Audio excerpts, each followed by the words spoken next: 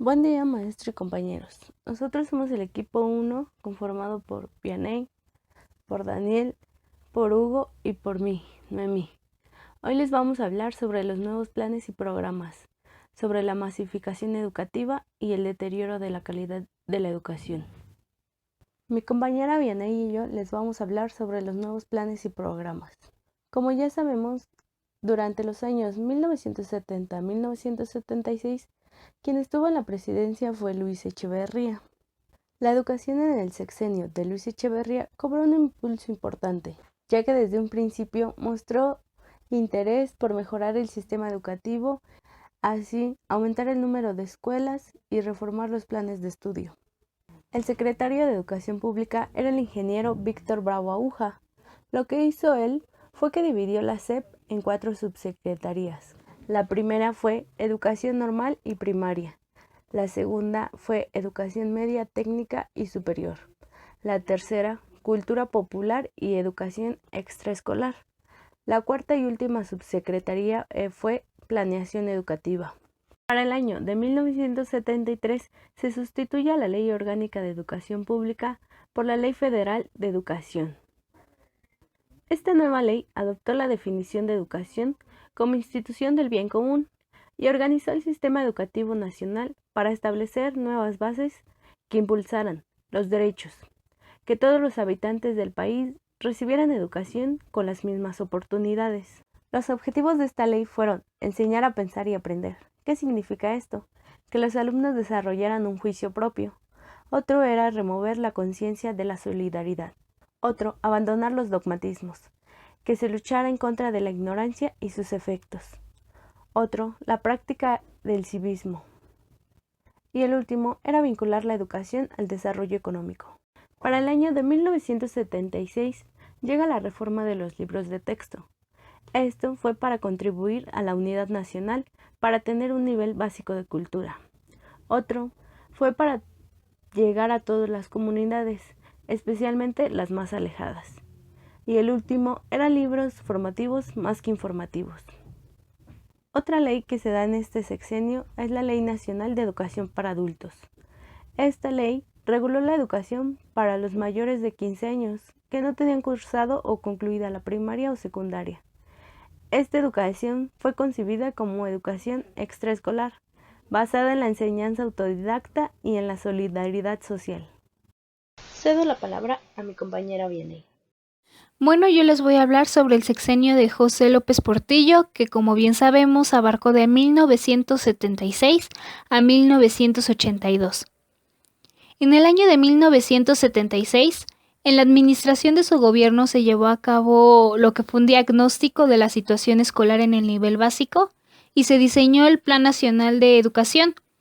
El diagnóstico del PNE llamó la atención sobre diversos problemas de la educación preescolar. El primero fue que la atención a la demanda era baja. El segundo, que la distribución de oportunidades era básicamente desigual, ya que tenía una alta concentración en el medio urbano y con la atención casi exclusivamente en los sectores medios y altos. Además de que se identificaron bajos índices de eficiencia en los primeros grados de la primaria, que se presumía estaban asociados con la inasistencia de los niños a la educación preescolar. Por esta razón, uno de los objetivos prioritarios de dicho plan fue la educación preescolar y la puesta en marcha del programa Educación para Todos, cuya meta era atender a todos los niños con rezago educativo. En el año de 1978 se presentaron los primeros proyectos para crear un organismo al que se ingresara después de la secundaria y que estuviera vinculado con la producción de bienes y la prestación de servicios. A partir de estos estudios, el entonces secretario de Educación Pública, Fernando Solana, propuso establecer el Colegio Nacional de Educación Profesional Técnica, o como actualmente lo conocemos, CONALEP, que se creó mediante el decreto del presidente en turno el 27 de diciembre de 1978.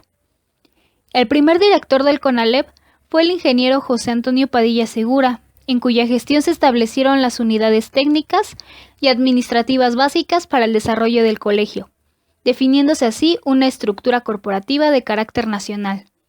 En el año de 1979, el 10 de septiembre iniciaron sus labores académicas los primeros 7 planteles, de los cuales 5 estaban situados en el área metropolitana de la Ciudad de México.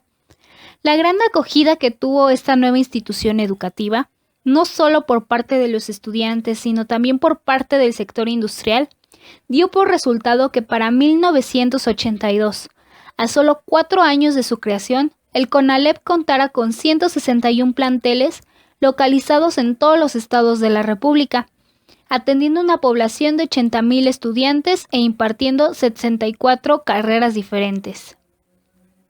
Para finalizar, en 1980, una modificación al artículo 3 constitucional incluyó el concepto de autonomía universitaria. Esto quiere decir que se concedía el derecho a las instituciones universitarias para expedir sus propias normas y reglamentos y para realizar sus fines con respecto a la libertad de cátedra e investigación, así también para determinar sus planes y programas de estudio, entre otras cosas. A continuación les cedo la palabra a mi compañero Daniel.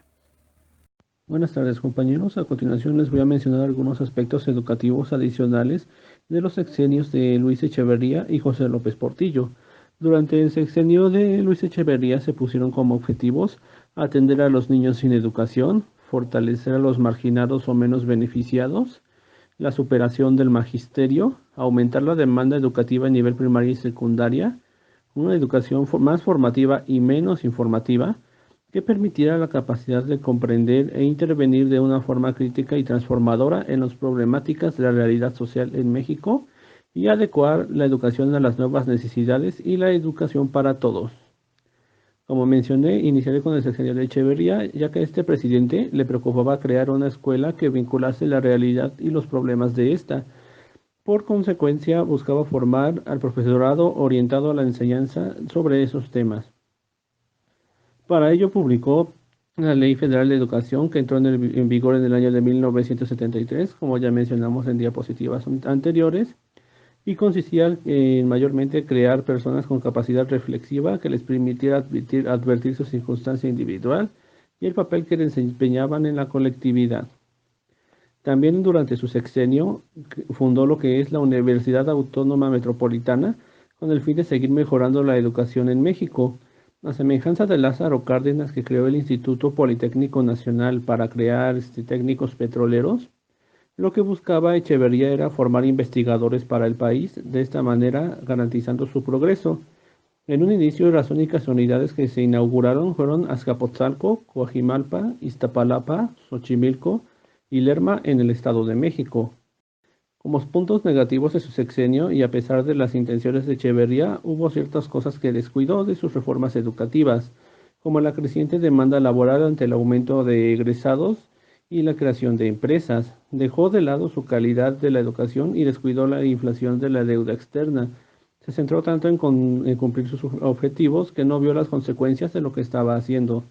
Se trató de tener equidad en oportunidades para la población mexicana, pero esto educativa y culturalmente seguía fallando. Continuando con el sexenio de José López Portillo, no hubieron demasiados cambios en los enfoques educativos, ya que Portillo quería una educación básica para todos, vinculación de la educación con bienes y servicios necesarios para el pueblo, fortalecer la atmósfera cultural e incrementar la eficiencia del plan educativo. Algo que se le puede atribuir a López Portillo fue cumplir la ampliación de la educación primaria en todo el país, ya que antes de 1980 solo había alrededor de 27,000 localidades en todo el país, sin contar las grandes ciudades. Y para inicio de la ya mencionada década, eran 95,000 localidades con la educación primaria en sus pueblos. Adicionalmente, la efectividad de la educación primaria subió a 50,4%. Gracias a paquetes didácticos, audio primaria y otros programas experimentales. También se le puede atribuir a López Portillo el aumento de las primarias bilingües. Estas primarias consisten en centros de educación donde se habla tanto español como la lengua nativa del indígena. Se llegó a tener una cobertura en total de 413,000 instituciones en lo largo y ancho del país. También en 1981 publicó lo que fue el Plan Nacional de Alfabetización, con la idea de combatir el analfabetismo que aún imperaba importantemente en el país, principalmente en personas mayores a 15 años. La meta propuesta era la de alfabetizar a 1 millón de adultos en todo el país en tan solo un año, pero a pesar de dicha propuesta seguía habiéndose demasiado ausentismo y deserción. También se consiguió una ampliación en la educación secundaria, ya que para 1982 se amplió esto en un 90%. Asimismo, en ese sexenio se creó el CONALEP, ofreciendo una educación técnica de nivel superior para los que no pudieran ingresar a la UNAM o al Instituto Politécnico Nacional, cuadruplicando así la matrícula del servicio educacional. También no podemos olvidar que en ese sexenio se creó la UPN para continuarle impulsando la educación mexicana. Esta institución fue fundada en 1978. Esto para generar la investigación educativa, deseando conocer el estado de la educación nacional y solucionar sus problemas. Con ello se pretende generar otra fuente de formación de maestros de acuerdo a lo que necesitaba el país en aquellos años.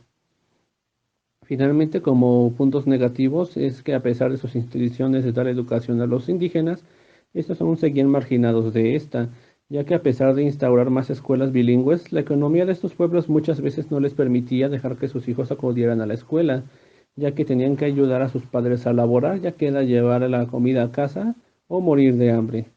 A continuación, le cedo la palabra a mi compañero Hugo. ¿Qué tal, compañeros? Yo les voy a hablar acerca del tema deterioro de la calidad educativa. ¿Qué entendemos por calidad educativa? Calidad hace alusión a los rasgos de aceptación como deseable y de satisfacción que tiene un bien o servicio.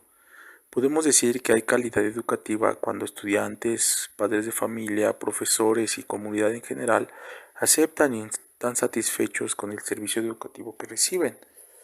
Algunos de los aspectos que comprende la calidad educativa a grosso modo podemos decir que es el tener buenos maestros, buenas instalaciones, buenos contenidos y obviamente buenos alumnos. Pero ¿qué fue lo que sucedió en este periodo?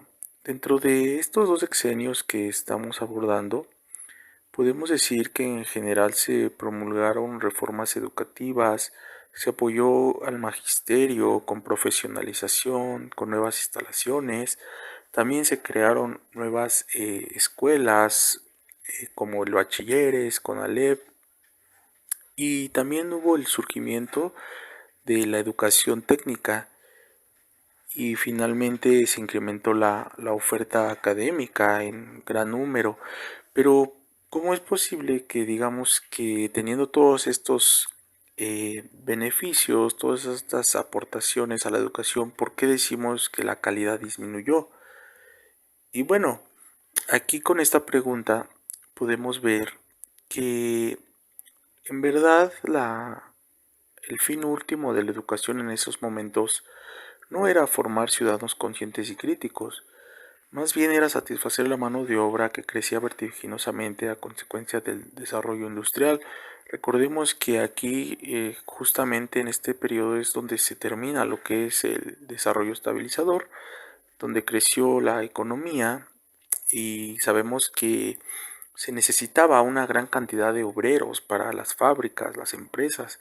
Entonces aquí podemos ver que se descuidó un poco esa formación integral y se optó meramente por pues que producir en masa la mano de obra. Y obvio esto mermó esa calidad que sabemos hoy hasta nuestros días sigue siendo todo un debate.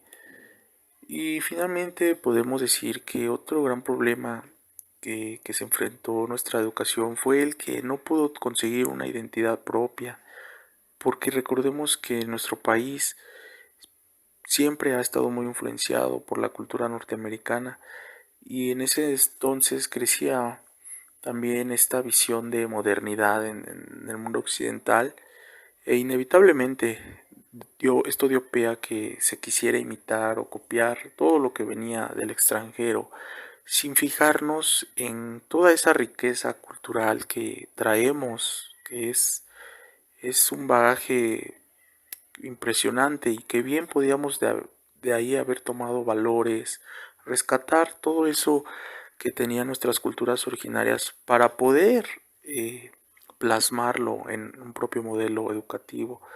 Pero no fue así. Y bueno, hoy vivimos esas consecuencias, pero sabemos que nunca es tarde para poder traer unas nuevas concepciones. Y bueno, finalmente queremos presentarles un poco de nuestra bibliografía y agradecerles su atención.